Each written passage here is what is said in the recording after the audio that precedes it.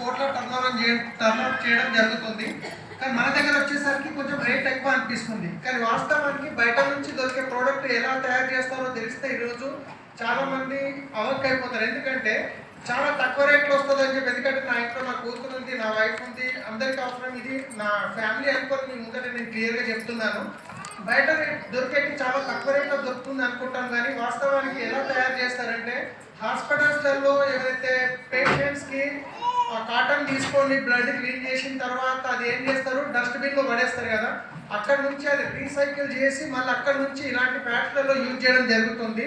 ఆ పేషెంట్లలో యూజ్ చేసినప్పుడు వాళ్ళ బ్లడ్ ఎంతో కొంత బ్యాక్టీరియా వైరస్ అనేది ఉండిపోయి మళ్ళీ మనం వాడినప్పుడు తక్కువ రేట్లో దొరుకుతుందని మనం తీసుకొచ్చి వాడితే అక్కడ నుంచి క్యాన్సర్ లాంటి రోగాలు రావడం జరుగుతుంది. రైట్. సో అందు గురించి బయట తక్కువ దొరుకుతుందని చెప్పి మనం హెల్త్ ఖరాబ్ చేసుకోవడం కాదు. దీని గురించి మేడం వాళ్ళు చాలా మంచిగా చెప్పారు. So excellent.